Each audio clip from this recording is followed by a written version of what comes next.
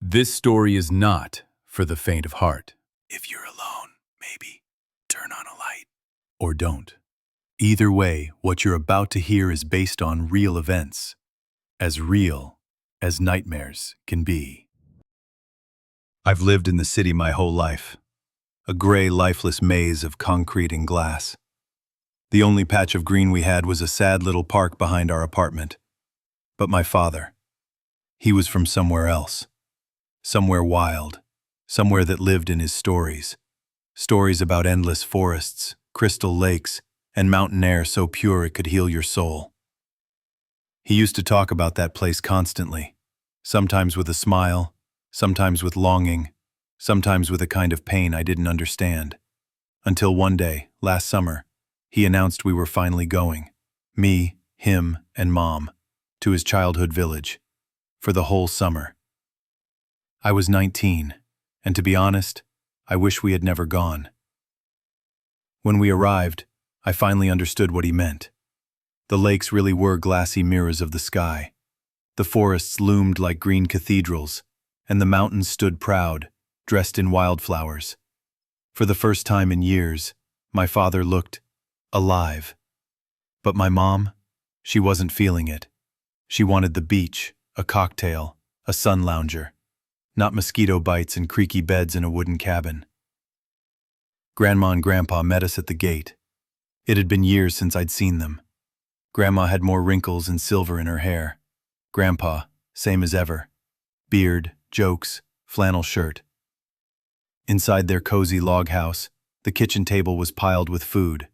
Smoked meats, roasted potatoes, thick bread, pickled vegetables.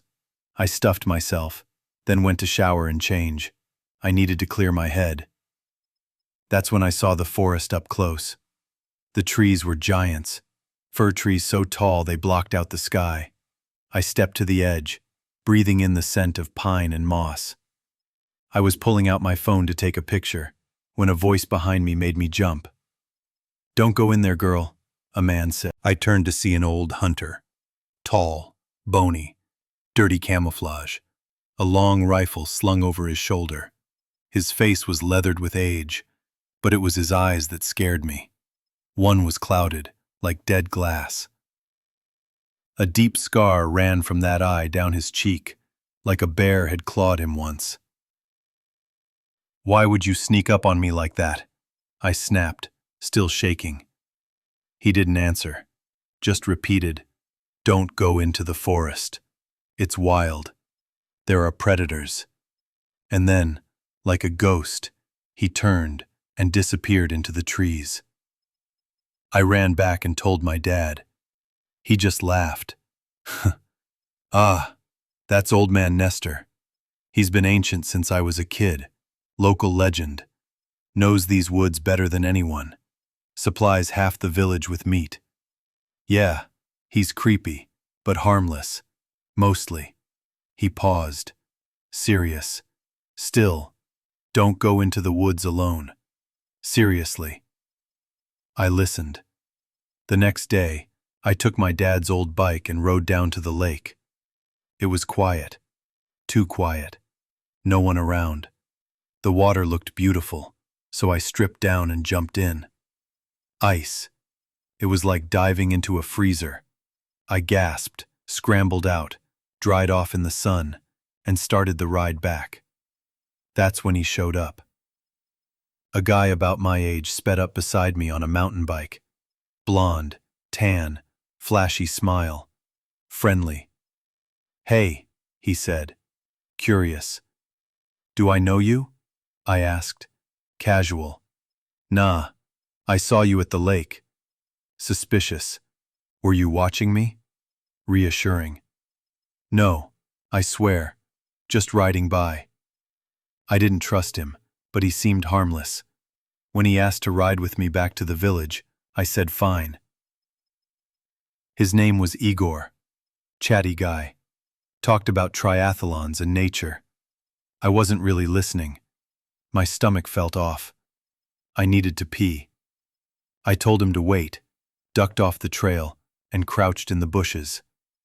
That's when I heard a snap, a clatter. My old bike had tipped into a ditch.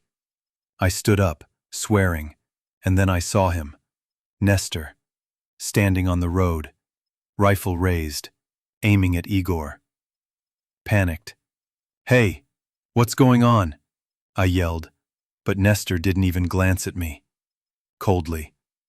"Come with me," he said coldly. Igor, stunned, obeyed. Like a puppet. I couldn't move.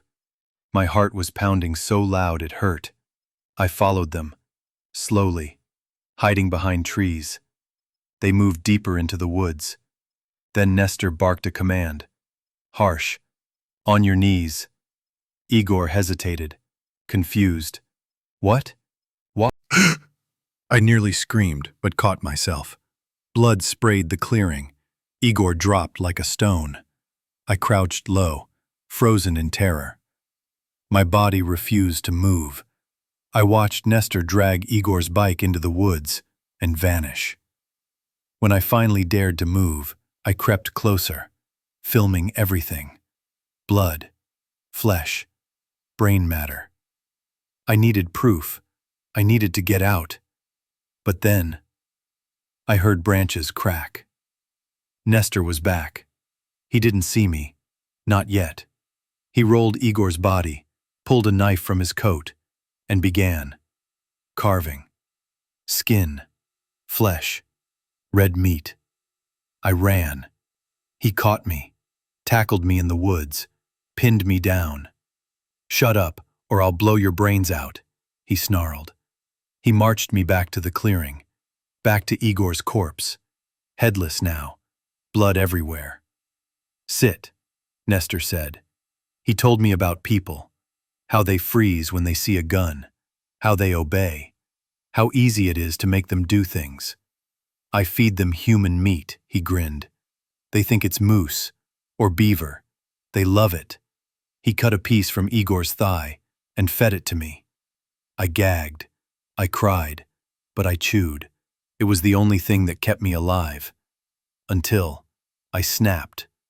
I dug my nails into his ruined eye. Deep, ripped. He screamed. I ran. I got out. Eventually the police believed me. Sort of. Locals didn't want to admit what he was, what they'd eaten. But I had the footage, the photos, and if there's a hell, I hope he's rotting in it.